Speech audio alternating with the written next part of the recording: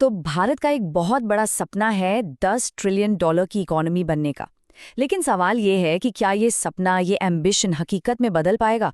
चलिए आज इसी सवाल की गहराई में उतरते हैं और हमारा आधार होगा पूर्व वित्त सचिव सुभाष गर्ग का एक बहुत ही दिलचस्प विश्लेषण। देखिए, किसी भी देश का भविष्य समझना होना तो पहले ये जानना बहुत ज़रूरी है कि वो आज कहाँ खड़ा है। तो चलिए सबसे पहले इसी सवाल का जवाब ढूंढते हैं कि भारत की अर्थव्यवस्था आखिर है कितनी बड़ी। अब इकोनॉमी को नापने का सबसे सीधा तरीका होता है जीडीपी, यानी ग्रॉस डोमेस्टिक प्रोडक्ट। अगर बहुत ही आसान भाषा में कहूं तो ये हमारे देश के सभी 140 करोड़ लोगों की एक साल की मिली जुली आमदनी है, बस। इस पूरी बातचीत को समझने के लिए हमने इसे 5 हिस्सों में बांटा है। सबसे पहले बात करेंगे भारत के ट्रिलियन डॉलर सपने की, फिर देखेंगे कि ग्रोथ का असली इंजन क्या होता है। इसके बाद प्रचार और हकीकत में क्या फर्क है, इस पर बात होगी।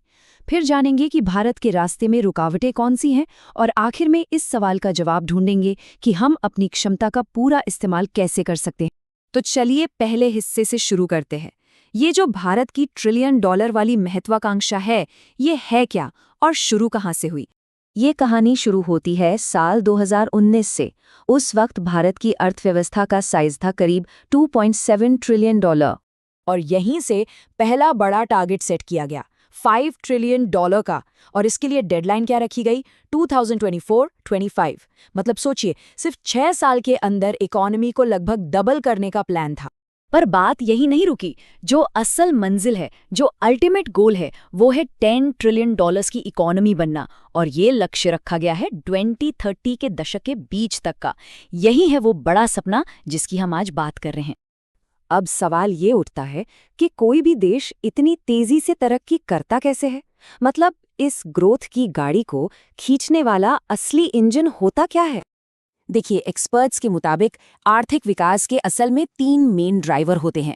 पहला, टेक्नोलॉजी, यानी नए नए इनोवेशंस। दूसरा, स्किल्ड लेबर, मतलब ऐसे लोग जिनके पास काम करने का हुनर हो। और तीसरा है डिमांड, जिसमें देश के अंदर की खपत भी आती है और बाहर के देशों को जो हम सामान बेचते हैं, यानी एक्सपोर्ट्स, वो भी। और बस यहीं से पूरी कहानी में एक बहुत ही दिलचस्प मोड़ आता है।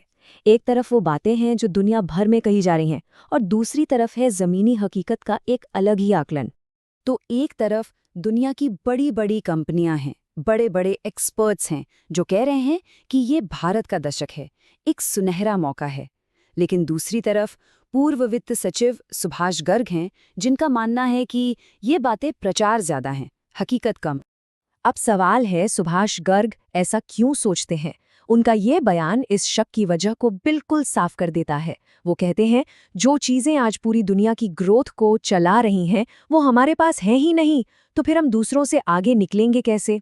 तो चलिए अब जरा और गहराई में उतरते हैं और समझने की कोशिश करते हैं कि इस 10 ट्रिलियन डॉलर के सपने के रास्ते में आखिर वो कौन सी रुकावटें हैं जो खड़ी हैं।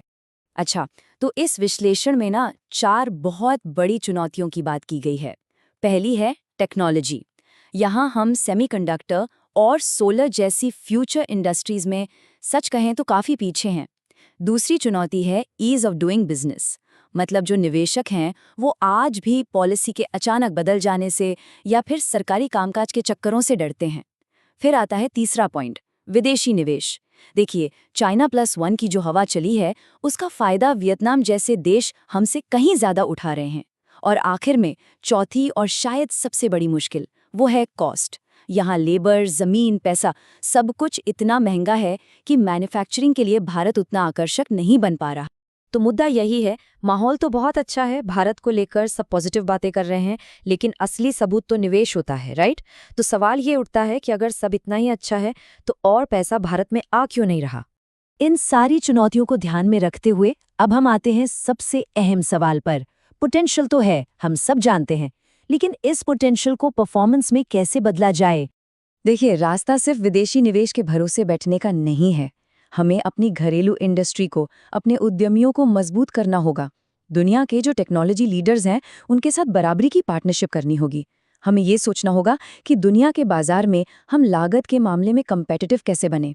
और सबसे ज़रूरी बात, सिर्फ एक अच्छी कहानी बनाने पर फोकस नहीं करना है, बल्कि ज़मीन पर जो असली समस्याएं हैं, उन्हें सुलझाना होगा।